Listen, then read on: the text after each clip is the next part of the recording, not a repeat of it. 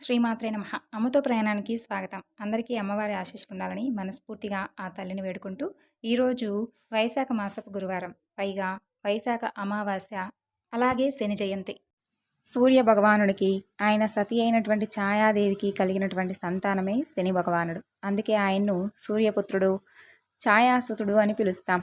ఈ శనిగ్రహం ఒక్కో రాశిలో దాదాపు 2.5 సంవత్సరాల పాటు సంచరిస్తూ 12 రాశులన్నీ చుట్టుముట్టడానికి దాదాపు 30 సంవత్సరాలు పడుతుంది. ఇంత నిదానంగా సంచరిస్తాడు కాబట్టి ఈయనకు మందగమనుడు అనే పేరుంది. ఈ రోజున స్వామివారికి ఇష్టమైనటువంటి కొన్ని కథల గురించి తెలుసుకుందాం. ముందుగా శని త్రయోదశి కథ గురించి తెలుసుకుందాం. స్థితిలయకారులు ఇద్దరికీ కూడా ఇష్టమైనటువంటి రోజుగా శని త్రయోదశి స్థిరపడింది. ఈ శని త్రయోదశి ప్రాముఖ్యతను మరింతగా వివరించేలా ఒక చక్కని కథ గురించి ఇప్పుడు మనం తెలుసుకోబోతున్నాం. ఒకానొక సందర్భంలో కైలాసాన్ని చేరుకున్నటువంటి నారదుడు పరమేశ్వరుని ముందు శని భగవానుని గురించి పొగట్టం మొదలు పెడతాడట. ఎంతటి వారైనా ఆ శని ప్రభావం నుండి తప్పించుకోలేరంటూ చెప్తూ ఉంటాడు.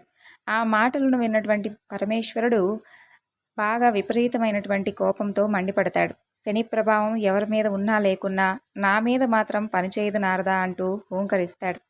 ఇక నారదుడు యథాప్రకారం ఆ మాటలన్నీ కూడా శని భగవానుడి వద్దకు తీసుకుని వెళ్ళి చెబుతాడు. నా ప్రభావం నుండి తప్పించుకోవడం ఎవరి తరమూ కాదు, ఇది సృష్టి ధర్మం అంటూ కోపగించినటువంటి శని భగవానుడు పరమేశ్వరుణ్ణి ఫలానా సమయంలో పట్టి పీడించి తప్పకుండా ఆయన్ను పట్టి పీడిస్తానని చెప్పి శపథం చేస్తాడు. ఇక శని శపథం గురించి విన్నటువంటి పరమేశ్వరునికి ఏం చెయ్యాలో పాలుపోలేదు. ఆ శని మాట నెరవేరితే తన ప్రతిష్టకే భంగం కదా అని అనుకుంటాడు. అందుకే శని చెప్పిన సమయానికి అతని కంటపడకుండా ఉండేందుకై భూలోకంలో ఉన్నటువంటి ఒక చెట్టు త్వరలో దాక్కుంటాడు. మర్నాడు కైలాసంలో ఉన్నటువంటి పరమేశ్వరుని చెంతకు శని భగవానుడు చేరుకుంటాడు. వినమ్రంగా తన ఎదుట నిలిచినటువంటి శనిని చూసి, నన్ను పట్టి పీడిస్తానన్నటువంటి నీ శపథం ఏమైందంటూ పరిహసిస్తాడు పరమేశ్వరుడు.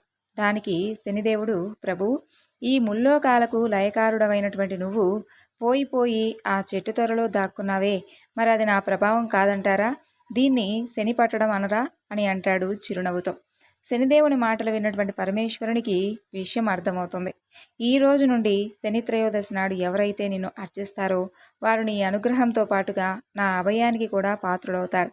ఇక నుండి నువ్వు శనీశ్వరుడు అనే పేరుతో కూడా చక్కగా ఈ లోకంలో వెలుగొందుతావంటూ శనిని ఆశీర్వదిస్తాడు పరమేశ్వరుడు.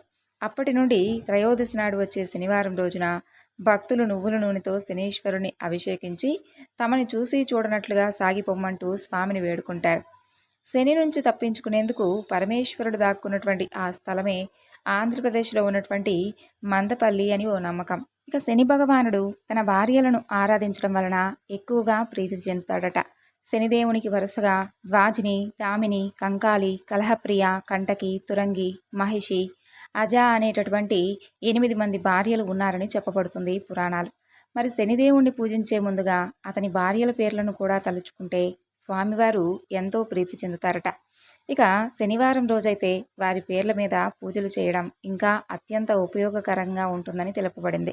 ఇక శనిదేవుని దృష్టి హానికరమైందని చెప్పి భావించడానికి అతని భార్య అయినటువంటి దామినితో జరిగిన సంఘటనతో మనకు అసలు శని భగవానుని యొక్క దృష్టి ఎంతటి హానికరమో తెలుస్తుంది. మరి ఆ కథ ఏమిటో ఇప్పుడు మనం తెలుసుకుందాం. శని భగవానుడు చీకటి రంగుతో ఇనుముతో చేసిన రథాన్ని నడుపుతూ రాబందు వాహనదారుడై ఉంటాడని పురాణాలు చెబుతున్నాయి. తన చిన్ననాటి నుండి శని భగవానుడు శ్రీకృష్ణుడికి ఉత్తమమైనటువంటి భక్తుడి వలె ఉండేవాడు. కృష్ణుని యొక్క ఆశీస్సుల కొరకు అధిక కాలం పాటు తపస్సును, ధ్యానాన్ని అనుసరించాడు కూడాను. తనతో పాటు కృష్ణుడిపై ఉన్నటువంటి ప్రేమ కూడా అంచెలంచెలుగా పెరుగుతూ ఉంటుంది. పెద్దవాడైన తరువాత అతను చిత్రరథుని కుమార్తె అయినటువంటి దామినిని వివాహం చేసుకుంటాడు. ఆమె దైవిక శక్తులు ఉన్నటువంటి స్త్రీగా చెప్పబడింది. అందంలోనే కాకుండా అత్యంత తెలివైనదిగా ఉండేది దామిని. ఆ విధంగా అనేక ఆలోచనల నడుమ ఒక పిల్లవాడికి తల్లిగా ఉండాలనే కోరికను బలంగా కలిగి ఆమె ఎప్పుడూ కూడా అదే విషయం గురించి ఆలోచిస్తూ ఉండేది. ఆ కోరికతోనే శనిదేవుణ్ణి సమీపించగా ఆ సమయంలో శ్రీకృష్ణుడి ధ్యానంలో ఉంటాడు శనిదేవుడు. ఆ ధ్యానం నుండి బయటకు రావడానికి కూడా శనిదేవుడు ఇష్టపడలేదు. అప్పటికీ ఆమె అతన్ని ధ్యానం నుండి మేల్కొల్పాలనే ప్రయత్నం చేస్తూ ఉంటుంది. కానీ ఆమె ప్రయత్నాలన్నీ కూడా వ్యర్థమవుతాయి. అయితే శని భగవానుని యొక్క ప్రవర్తనతో బాధపడినటువంటి దామిని తాను మాట్లాడాలని కోరినప్పుడు ఆమెను చూడనటువంటి కారణాన అతని ఎదురుగా నిలబడి ఎవరు చూసినా నిన్ను వారు నాశనం కాబడతారని చెప్పి శనిదేవుణ్ణి శపిస్తుంది. ఆమె తరచుగా అడిగినటువంటి అభ్యర్థనలను నిర్లక్ష్యం చేసిన కారణాన అతని దృష్టి ప్రజలకు ఎల్లప్పుడూ కూడా ప్రతికూల ప్రభావాలను తీసుకొస్తుందని చెప్పబడింది. క్రమంగా శనిదేవుడు ఎవరిని చూస్తే ఆ వ్యక్తి కొన్ని క్లిష్టమైనటువంటి సమస్యలను ఎదుర్కోవాల్సి వస్తుందని ఆమె శపిస్తోంది. ఇక శనిదేవుడు ధ్యానం నుండి కళ్ళు తెరిచినప్పుడు తన భార్య చిరాకు, కోపాన్ని గమనించి ఆమెకు క్షమాపణ చెప్పాలని ప్రయత్నిస్తాడు. క్రమంగా ఆమె దానిని అర్థం చేసుకుని శాపం ఇచ్చినందుకు విచారం వ్యక్తం చేసినప్పటికీ శాపం యొక్క ప్రభావాలను రద్దు చేయగలిగినటువంటి శక్తి ఆమెకు లేని కారణంగా ఆ శాపం అలాగే కొనసాగింపబడింది. అయినప్పటికీ కాబట్టి తన భక్తులను ఎప్పుడూ కూడా రక్షించాలనే కారణంగా వారిని చూడకుండా ఎల్లప్పుడూ శని భగవానుడు తలదించుకునే ఉండాలని నిర్ణయించుకుంటాడు. అయినను అతని ఎదురుగా చేరి చూడటం మానవ తప్పిదమే అవుతుంది, కానీ శనిదేవుని తప్పు కాజాలదు అని చెప్పబడింది. కాబట్టి నవగ్రహారాధన చేసే సమయంలో కూడా తలదించుకునే ఆరాధించవలసిందిగా సూచించడం జరుగుతుంది. ఇక ఈ రోజున తప్పకుండా వినవలసినటువంటి కథలలో పిప్పలాదుని యొక్క కథ ఒకటి. పిప్పలాదుడు కౌశిక మహర్షి కుమారుడు. కౌశికుడు తన కుమారుణ్ణి పోషించుకోలేక ఒకనాడు అడవిలో విడిచిపెట్టి వెళ్ళిపోతాడు. తల్లిదండ్రుల ప్రేమకు దూరమైనటువంటి ఆ పిల్లవాడు అక్కడ ఉన్నటువంటి రావి చెట్టు నీడలో తలదాచుకుంటూ ఆ చెట్టు పండ్లు తింటూ అక్కడికి దగ్గరలో ఉన్నటువంటి చెరువులోని నీళ్లు తాగుతూ కాలం గడుపుతూ ఉంటాడు. ఆ కారణంగానే ఆ పిల్లవాడికి పిప్పలాదుడు అనే పేరు వస్తుంది. ఆ పిల్లవాడి పరిస్థితి బాగా బాధ కలిగించడంతో నారద మహర్షి అతని దగ్గరకు వస్తాడు. ఓం నమో భగవతే వాసుదేవాయ అనేటటువంటి ద్వాదశాక్షర మంత్రాన్ని ఉపదేశిస్తాడు. ఆ నామం అతని జీవితానికి వెలుగును చూపిస్తుందని చెప్పి అక్కడి నుండి వెళ్ళిపోతాడు నారదుడు. ఇక పిప్పలాదుడు అనుక్షణము కూడా ఆ మంత్రాన్నే జపిస్తూ మహర్షిగా మారిపోతాడు. ఆ తరువాత పిప్పలాదుని కలిసిన నారద మహర్షి ఆయన సాధించినటువంటి తపోశక్తిని గురించి ప్రస్తావిస్తూ అభినందిస్తాడు. ఇక పిప్పలాదుడు బాల్యంలో తాను కష్టాలు పడటానికి అసలు కారణమేమిటని నారద మహర్షిని ఆయన గురించి అడుగుతాడు. శనిదేవుడే అందుకు కారణమని నారదుడు చెప్పడంతో ఆ మహర్షి ఆగ్రహావేశాలతో శనిదేవుణ్ణి గ్రహమండలం నుండి కిందకు లాగి బాల్యదశలో ఎవరిని పీడించవద్దని చెప్పి హెచ్చరిస్తాడు. ఇంతలో దేవతలందరూ అక్కడకు చేరుకొని పిప్పలాదుడికి నచ్చచెబుతారు. ఆయన శాంతించి శనిదేవుని తిరిగి గ్రహమండలంలో ప్రవేశపెడతాడు. అందుకు సంతోషించినటువంటి బ్రహ్మదేవుడు శనివారం రోజున ఎవరైతే పిప్పలాద మహర్షి నామాన్ని స్మరిస్తారో వారికి శనికి సంబంధించిన దోషాలు బాధలు ఉండవంటూ వరాన్ని ఇస్తాడు. అందువలన శని దోషంతో బాధలు పడుతూ ఉండేవారు పిప్పలాద మహర్షి నామాన్ని స్మరించడం వలన వారికి ఆశించినటువంటి ఫలితం కనిపిస్తుందని పురాణాలు చెబుతున్నాయి. ఇక ఇప్పుడు దదీచి పిప్పలాదుల యొక్క వృత్తాంతం గురించి తెలుసుకున్నాం. సూత మహర్షుల వారు శౌనకాది మునులతో ఇలా చెబుతున్నారు. మునులారా, రుద్రుని అవతారమైనటువంటి పిప్పలాదుని చరిత్రను చెబుతున్నాను వినండి. పూర్వం బ్రాహ్మణుడు, మహాశైవుడు, గొప్ప ప్రతాపం కలవాడు, భృగువంశంలో జన్మించిన వాడైనటువంటి దదీచి అనే మహర్షి ఉండేవాడు. ఆయన చవనపుత్రుడు. ఆయన ఒకప్పుడు శ్రీ మహావిష్ణువును నిర్జించి శపించాడు. ఆయన భార్య పేరు సువర్చ. ఆమె మహాపతివ్రత, సాధ్వి. ఆమె దేవతలను శపించింది. రుద్రుడు ఆ దంపతులకు పిప్పలాదుడనే నామధేయంతో కుమారుడిగా జన్మించాడు. ఆ పరమ పవిత్రమైనటువంటి కథ గురించి చెబుతున్నాను వినండి. పూర్వం ఒకప్పుడు దేవతలు వృత్తాసురుని చేతిలో పరాజితులై పారిపోయి వచ్చి దదీచి మహర్షి ఆశ్రమంలో తమ ఆయుధాలను భద్రపరుచుకున్నారు. వారు ఇంద్రునితో కూడి పితామహుని దర్శించి దుఃఖాన్ని విన్నవించగా అప్పుడు ఆయన వారికి ఈ విధంగా తెలియజేస్తాడు. ఓ దేవతలారా, కేవలం మిమ్మల్ని వధించుట కొరకై పూర్వం త్వష్ట ప్రజాపతి ఈ యొక్క వృత్తుని సృష్టించాడు. వాడు మహా తేజస్శాలి, సర్వరాక్షసులకు సార్వభౌముడు. వీడు ఏ ఆయుధం వలన కూడా చావడు. చివరకు త్రిమూర్తులమైనటువంటి మా ఆయుధాల చేత, అస్త్రాల చేత కూడా. దీనికి ఒకే ఉపాయం ఉంది. తపస్శాలి జితేంద్రియుడు అయినటువంటి దదీచి మహర్షి పూర్వం పరమేశ్వరుని ఆరాధించి వజ్రతుల్యమైనటువంటి ఎముకలను వరంగా పొందాడు. మనం ఆయన ఎముకలను యాచిస్తే పరోపకార పరాయణుడైనటువంటి ఆయన తప్పకుండా దానమిస్తాడు. దానితో వజ్రదండాన్ని నిర్మించి వృత్తుణ్ణి సంహరిద్దాం అని చెప్పి బ్రహ్మదేవుడు చెబుతాడు. దానికి సరేనని చెప్పి దేవతలందరూ కూడా దదీచి మహర్షిని దర్శిస్తారు. జ్ఞానశ్రేష్ఠుడు, బ్రహ్మవేత్త అయినటువంటి ఆ మహర్షి తన యొక్క మనోనేత్రంచే వారి రాకలోని ఆంతర్యాన్ని తెలుసుకొని తన భార్య అయినటువంటి సువర్చను ఇంట్లోకి పంపించి దేవకార్యాన్ని తెలపవలసిందిగా కోరాడు. వెంటనే స్వార్థాన్ని సాధించుకోవడంలో సమర్థుడు, నీతిశాస్త్ర కోవిదుడు అయినటువంటి దేవేంద్రుడు వినయంగా చేతులు జోడించి వృత్తాసురుని వలన పడుతున్నటువంటి బాధలను ఆయనకు వివరించి పితామహుని యొక్క ఆదేశానుసారంగా తమ ఎముకలను యాచించాడు. దేవేంద్రుని యొక్క అభిమతానికి మహదానందాన్ని పొంది, దేవరాజా, మరణానంతరం చితికి ఆహుతి అయి బూడిదయ్యేటటువంటి ఈ శరీరం దేవకార్యానికి ఉపయోగపడుతుందంటే అంతకంటే ఈ పాంచభౌతిక దేహానికి సద్వినియోగమైనటువంటి పని ఏముంటుంది చెప్పు అని మనసులోనే మహాదేవుని స్మరించి పాము కుబుసాన్ని విడిచినట్లుగా, దోసకాయ తీగను విడిచిపోయినట్లుగా తన యొక్క యోగశక్తితో శరీరాన్ని విడుస్తాడు దదీచి మహర్షి. ఇక ఇంద్రుడు తక్షణమే సురభిధేనువును ఆహ్వానించి దేహం నుండి ఎముకలను వేరు చేయించి ఆ ఎముకలతో దేవతలకు అస్త్రాలను నిర్మించమంటూ విశ్వకర్మను ఆదేశిస్తాడు. ఇక విశ్వకర్మ దదీచి వెన్నెముకతో వజ్రదండాన్ని, బ్రహ్మశిరమును బాణాన్ని నిర్మించి ఇంద్రుడికి ఇస్తాడు. పకటెముకలతో మిగిలిన ఎముకలతోనూ అనేక ఇతరాయుధాలను నిర్మించి దిక్పాలకులకు ఇతర దేవతలకు ఇస్తాడు. ఇంద్రాది దేవతలు ఆ ఆయుధాలతో రుద్రాది దైత్యులను సంహరించి సంతోషంతో గొప్ప ఉత్సవాన్ని చేసుకుంటారు. మునులారా, భర్త ఆజ్ఞను పాటించి సువర్చ ఆశ్రమంలోకి వెళ్ళిందని చెప్పాను కదా. ఆమె గృహకృత్యాలను ముగించుకొని తిరిగి వచ్చి చూసేసరికి భర్త కనిపించలేదు. అంతా ఆమెకు అమంగళంగా గోచరించింది. ఆ పతివ్రత ఆ క్షణంలో దేవతలు చేసినటువంటి పనంతా తెలుసుకొని, ఓ అమరులారా, మీరు దుష్టులు, లుబ్ధులు, స్వార్థపరులు, మీ కార్యం మీకు నెరవేరితే చాలు అని అనుకున్నారు. ఇతరుల దుఃఖంతో మీకు పనిలేదు కదూ. మీరు జ్ఞానం లేనటువంటి పశువులు. ఈనాటి నుండి నా శాపం వలన మీరు పశువులవుదురుగాక అంటూ ఆగ్రహంతో శపించింది. భర్త లేని జీవితం ఉదరపోషణార్థమే కానీ ఉత్తమలోక ప్రాప్తికి సాధనం కాదని తెలుసుకొని, పతి తోడు లోకంలో లేకుంటే బ్రతకడం కష్టమని చెప్పి నిశ్చయించుకొని, ఆ అభిమానవతి అయినటువంటి ఆమె పవిత్ర సమిధలతో చితిని పేర్చుకొని పతి దగ్గరకు వెళ్ళాలనేటటువంటి కోరికతో తను కూడా ఆ పతిని అనుగమించాలని చెప్పి సిద్ధపడుతుంది.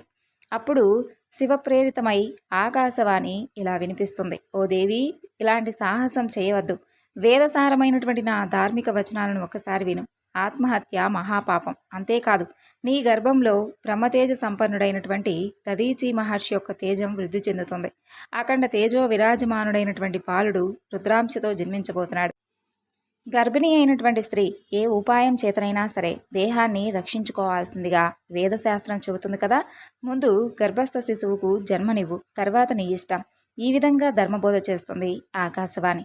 ఆకాశవాణి పలుకులకు విస్మితురాలై బాలుడు ఉదయించబోతున్నాడని చెప్పి ఆనందించి సువర్చాదేవి నెలలు నిండగానే రాతితో తన బాలుడు ఉదయించబోతున్నాడని చెప్పి తెలుసుకొని రాతితో తన గర్భాన్ని చీల్చుకుంటుంది. ఆ గర్భం నుండి రుద్రుడు తన తేజస్సుతో దిక్కులను ప్రకాశింపచేస్తూ బాలుని రూపంలో ఉదయిస్తాడు.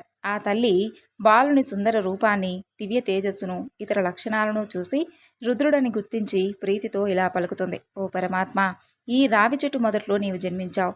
దీని సన్నిధిలో చిరకాలం ఉండి లోకాలకు మేలు చెయ్యి. నా భర్త సన్నిధికి చేరుకోవడానికి నాకు ఆజ్ఞయు. రుద్ర రూపుడవైనటువంటి నిన్ను నా పతితో కూడి అక్కడే ధ్యానం చేస్తాను. ఈ విధంగా పలికి ఆమె సమాధిని పొంది భర్త సాన్నిధ్యానికి చేరుకుంటుంది. అంతలో సమస్తమైనటువంటి దేవతలందరూ కూడా అక్కడికి వచ్చి ఆ బాలుని స్తుతించి ఆశీర్వదిస్తారు. పితామహుడు ఆ బాలునికి యథావిధిగా సంస్కారాలను చేసి పిప్పలాదుడు అని నామకరణం చేసి మమ్మల్ని అనుగ్రహింపవలసింది అంటూ ఆ బాలరుద్రుణ్ణి ప్రార్థిస్తారు. ఆ విధంగా కాలక్రమంలో ఆ బాలుడు పెరిగి పెద్దవాడై సమస్త విద్యలను నేర్చి అనరణ్య మహారాజు కుమార్తె అయినటువంటి పద్మాదేవిని వివాహమాడి ఆమె యందు తనతో సమానమైనటువంటి 10 మంది పుత్రులకు జన్మనిస్తాడు.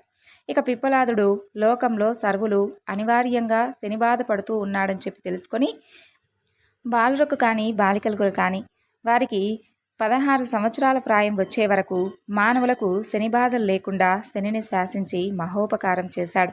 గ్రహరాజు అయినటువంటి శని పీడాకారుడే అయిన శంకర భక్తులైన వారి జోలికి అస్సలు రాడు.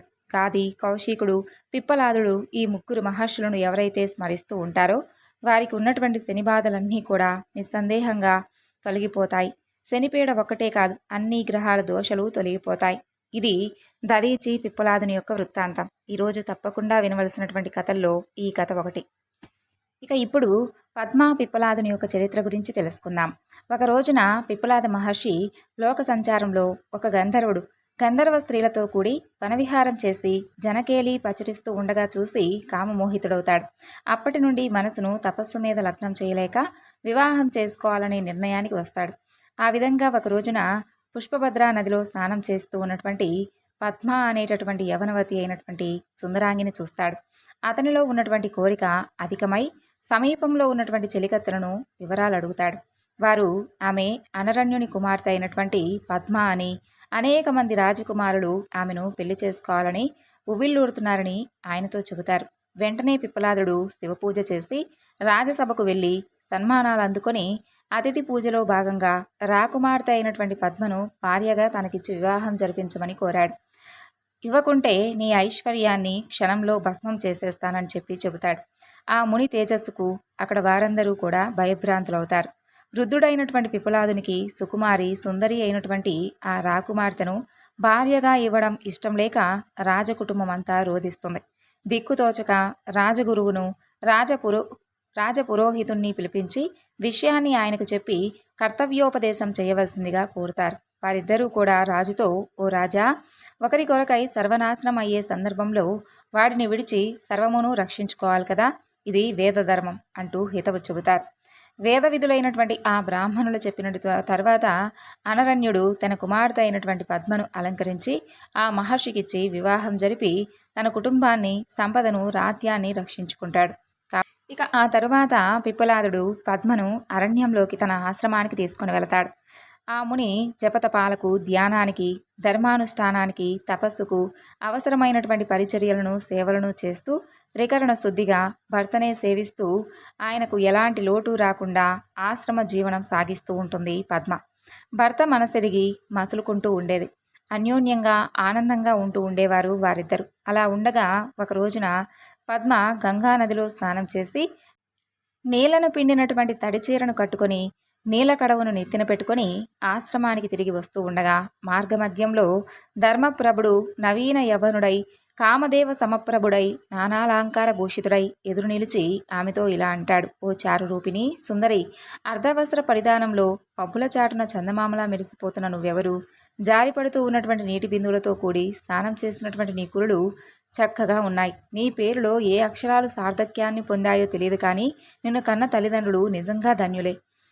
ఆ విధంగా ధర్ముని పలుకులకు పద్మ లోకాచారంగా ముక్తసరిగా సమాధానం చెబుతుంది. దానికి ధర్ముడు నవ్వి ఇలా అంటాడు. ఓహో, ఆ నెరిసిన వెంట్రుకల కలవాడు, ముడతలు పడినటువంటి శరీరం కలవాడైనటువంటి పిప్పలాదుడా నీ భర్త? వనమంతా వెన్నెల విరిసినట్లుగా కన్నుల పండుగగా ఉన్నటువంటి నువ్వెక్కడా? పండుకోతి వంటి ఆ పిప్పలాదుడు ఎక్కడా? నీ సౌందర్య రాజపూజితం. తపస్సు చేసుకునే ఆ మునికి ఇంత అపురూప సౌందర్య రాశి భార్యగా అక్కర్లేదు. నేను రాజశ్రేష్ఠుడను. ఆ ముసలివాడిని వదిలివేయి, నాతో పాటురా. ఆమె ఆంతర్యాన్ని పరీక్షింపగోరి ఈ విధంగా పలికినటువంటి ధర్ముడు ఆమె చేతిని పట్టుకోబోతాడు. ధర్ముని యొక్క దురాగతాన్ని సహించలేక మహాక్రోధంతో మండిపడి పద్మ ఇలా అంటుంది. ఓ మానవాదమా, దూరంగా ఉండు. నువ్వు పాపాత్ముడవు. పరస్త్రీని కామదృష్టితో చూసినటువంటి నువ్వు నిస్సందేహంగా నశిస్తావు. తపోధనుడైనటువంటి పిప్పలాదుడెక్కడా? కాముకుడైనటువంటి నువ్వెక్కడా? నువ్వు కాలగతిలో నా శాపం వలన క్షయాన్ని పొందగలవు. ఆమె శాపానికి గడగడా వణికి రాజవేషాన్ని విడిచినటువంటి ధర్ముడు ఇలా అంటాడు. ఓ మాత, నేనెవరినో కాను, ధర్మదేవతను, గురువులకు గురువును. ఈశ్వర ప్రేరితుడైన ఈ చిలిపి పనిని చేశాను. నాకు తగినటువంటి శాస్తి చేశావు. అందరికీ వారి వారి కర్మానుసారంగా ఫలాలను ఇచ్చేవాడు పరమేశ్వరుడే కదా. తల్లి, నా శాప విముక్తిని కూడా నువ్వే అనుగ్రహించు అని చెబుతాడు. అప్పుడు పద్మ పశ్చాత్తప్తురాలై ఈ విధంగా శాప విముక్తిని ప్రసాదిస్తుంది. ఓ ధర్మదేవత, పతివ్రత శాపం ఫలించి తీరుతుంది. ధర్మం క్షయించిన నాడు లోకాలన్నీ వ్యాకులమవుతాయి. నువ్వు నశించకూడదు. కాబట్టి నేనొక వ్యవస్థను చేయిస్తున్నాను.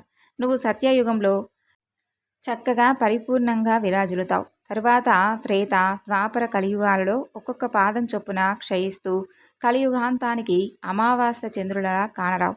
తిరిగి కలి తర్వాత ఆరోహణ క్రమంలో కాలగతిలో వచ్చే ద్వాపర, త్రేత, కృత, సత్యయుగాలలో ఒక్కొక్క పాదం చొప్పున వృద్ధి చెందుతూ సత్యయుగంలో పూర్ణుడవై ప్రకాశిస్తావు. ఆ యుగంలో నువ్వు సర్వవ్యాపకుడవై ఉంటావు. ఈ నా మాటలు నీకు సుఖాన్ని కలిగించుగాక. నేను నా పతిని చేరుకుంటాను. ఈ విధంగా పలికి పద్మ తిరిగి గృహానికి చేరుకుంటుంది. ఆమె పతిభక్తికి ధర్మప్రభువు సంతోషించి ఇలా అంటాడు. ఓ పతివ్రత, నీకు అంతా కూడా మంగళమే కాగుగాక. నీ భర్త అయినటువంటి పిప్పలాదుడు రూపవంతుడు, సంతత స్థిరయవ్వనుడు అగుగాక. మార్కండేయుని మించినటువంటి అధిక చిరంజీవి అగుగాక. కుబేరుని మించినటువంటి అధిక ధనవంతుడు కాక. ఇంద్రుని కంటే అధిక ఐశ్వర్యం కలవాడుగాక. విష్ణువుతో సమానమైనటువంటి శివభక్తి కలవాడవుగాక. కపిల మహర్షిని మించినటువంటి సిద్ధుడవుగాక. బృహస్పతి సమానమైనటువంటి బుద్ధిశాలి అవుగాక. బ్రహ్మతో సమానమైనటువంటి సమత్వ భావన కలిగియుండుగాక. మీ దంపతుల యందు రూప యవనాదులు స్థిరమై నిలుచుగాక. నీ భర్త కంటే అన్నిటా కూడా అధిక గుణవంతులైనటువంటి 10 మంది పుత్రులకు నీవు తల్లివి అవుగాక. ఈ విధంగా ఆశీర్వదించినటువంటి ధర్మునికి ప్రదక్షిణ నమస్కారాదులు ఆచరించి తన ఆశ్రమానికి చేరుకుంటుంది పద్మ. ఇక ధర్ముడు తన యొక్క నిజస్థానానికి చేరుకుంటాడు. కాబట్టి ఈ రోజున పద్మ పిప్పలాదుని యొక్క చరిత్ర వినడం కూడా మన అదృష్టమే. అసలు ఈ రోజంతా పిప్పలాదుని యొక్క స్మరణ చేయడం వలన శని భగవానుడు అత్యంత ప్రీతి చెందుతాడని పురాణాలు చెబుతున్నాయి. ఇక ఈ రోజున వైశాఖ మాసపు చివరి రోజు. తప్పకుండా ఈ కథను విని శ్రీ మహావిష్ణువు యొక్క సంపూర్ణ అనుగ్రహాన్ని కూడా పొందుదాం. పూర్వం కాశ్మీర దేశమున దేవవ్రతుడు అనే ఒక బ్రాహ్మణుడు ఉండేవాడు. అతనికి మాల్ని అనేటటువంటి అందమైన కుమార్తె ఉండేది. అతను ఆమెను సత్యశీలుడు అని అతనికిచ్చి వివాహం జరిపించాడు. సత్యశీలుడు తన భార్య అయినటువంటి మాలిని తన దేశానికి తీసుకుని వెళ్ళాడు. అతను మంచివాడే అయినప్పటికీ ఆమె అంటే ఎందుకో పడదు. ఆమెకు కూడా అతనంటే పడదు. ఈ విధంగా వారి దాంపత్యం ఎప్పుడూ అనుకూలంగా ఉండేది కాదు. మాల్ని భర్తను వశీకరణ చేసుకోవాలనేటటువంటి ఉపాయాలను ఆలోచిస్తూ ఉండగా దాని గురించి కొంతమంది స్త్రీలను అడుగుతుంది. వారు కూడా మేము మా భర్తలకు చేసిన దాన్ని చెబుతున్నాము, ఆ విధంగా చెయ్యి అని చెబుతారు. మాకు కలిగినటువంటి ఫలితం నీకు తప్పకుండా కలుగుతుందని చెప్పి ఒక యోగిని వివరాల గురించి చెబుతారు. మాల్ని వారు చెప్పిన విధంగా ఆ యోగిని వద్దకు వెళ్ళి ధనం ఇచ్చి తన భర్త తనకు వశమయ్యే విధంగా చేయమంటూ అడుగుతుంది. ఆ విధంగా ఆ యోగినికి ధనాన్ని తన చేతికి ఉన్నటువంటి ఉంగరాన్ని ఇస్తుంది. అప్పుడు ఆ యోగిని ఆమెకు మంత్రాన్ని ఉపదేశించి చెప్తుంది. అన్ని ప్రాణులను స్వాధీనపరుచుకునేటటువంటి చూర్ణాన్ని ఇస్తుంది. దీనిని నీ భర్తచే తినిపించు. ఈ యంత్రాన్ని నువ్వు ధరించు. ఇందువలన నీ భర్త చెప్పినట్లుగా తప్పకుండా నీవు చెప్పినట్లుగా వింటాడు అంటూ చూర్ణాన్ని యంత్రాన్ని ఇస్తుంది. మాలిని సంతోషంతో ఇంటికి వస్తుంది. యోగిని చెప్పినటువంటి మంత్రాన్ని అనుష్ఠిస్తుంది. చూర్ణాన్ని భర్త ద్వారా తినిపిస్తుంది. ఆ యంత్రమును తాను కట్టుకుంటుంది. ఆమె భర్తకు ఆ చూర్ణాన్ని తినడం వలన వ్యాధి కలిగేలా తీవ్రమైనటువంటి పరిణామాలు చోటు చేసుకుంటాయి. అలా మరికొన్ని రోజులకు ఏమీ అనలేనివాడుగా చేయలేనివాడుగా మారిపోతాడు.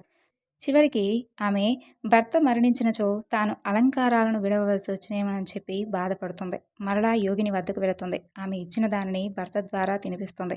అతని ఆరోగ్యం బాగుపడుతుంది. కానీ ఆమె మాత్రం స్వేచ్ఛగా కొంతమంది విటుల ద్వారా కాలక్షేపం చేయడం వలన ఆమెకు ఎన్నో వ్యాధులు కలిగి చివరికి మరణిస్తుంది. యమలోకానికి చేరి పెక్కు చిత్ర విచిత్రములైనటువంటి హింసలకు గురవుతుంది. పలుమార్లు కుక్కగా జన్మిస్తుంది. కుక్క రూపంలో ఉన్నటువంటి ఆమెకు వ్యాధులు తప్పలేదు.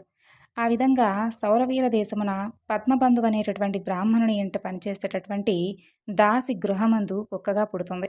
ఈ విధంగా 30 సంవత్సరాలు గడిచిపోతాయి. ఒకప్పుడు వైశాఖ మాసమున ద్వాదశి నాడు పద్మబంధువు కుమారుడు నదీ స్నానం చేసి తిరిగి వచ్చి తులసి అరుగు వద్ద కూర్చొని పాదాలను కడుక్కుంటూ ఉంటాడు.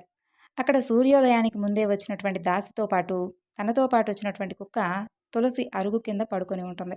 బ్రాహ్మణుడు పాదాలు కడుక్కున్నటువంటి నీరు అరుగుపై నుండి జారి కింద పడుకున్నటువంటి ఆ కుక్కపై పడతాయి.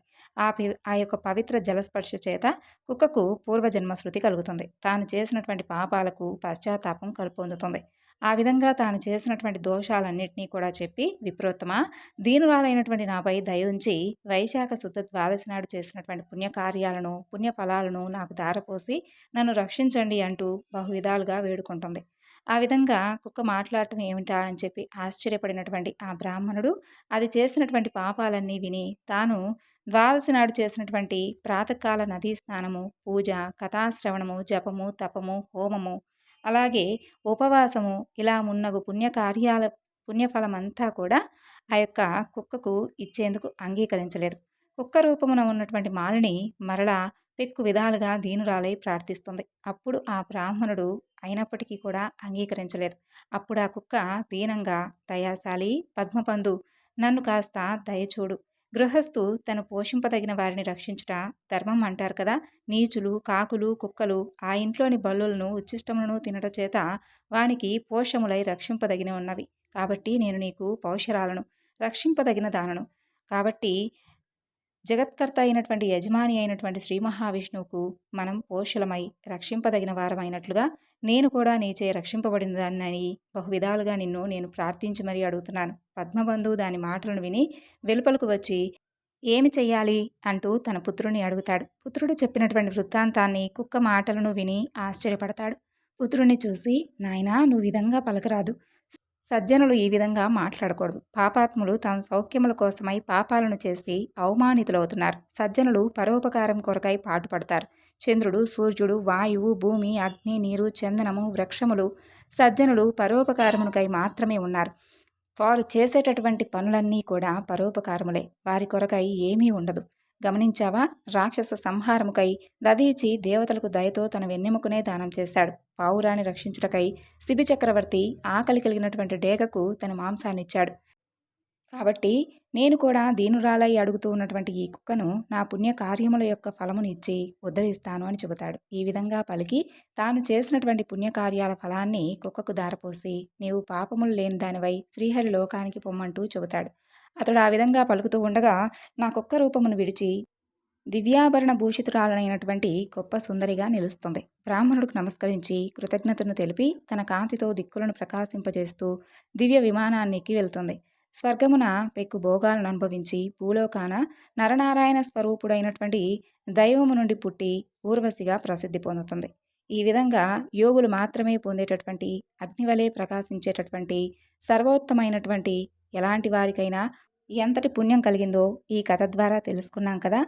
వైశాఖ మాసపు వ్రతము, దానము, పుణ్యము ఇంతటి విశేషాన్ని ఇచ్చాయో ఇప్పుడు ఈ కథ ద్వారా తెలుసుకున్నాం. మనందరిపై కూడా ఆ శ్రీ మహావిష్ణువు యొక్క అనుగ్రహం, అలాగే శనీశ్వరుని యొక్క అనుగ్రహం ఎప్పుడూ ఉండాలని మనస్ఫూర్తిగా ఆ స్వామిని వేడుకుంటూ ఈరోజు ఈ వివరణను ఇంతటితో ముగిస్తున్నాను. మరొక చక్కని వివరణతో మరలా కలుసుకుందాం. అంతవరకు నమస్కారం. సర్వం శ్రీ లలితార్పణమస్తు. స్వస్తి.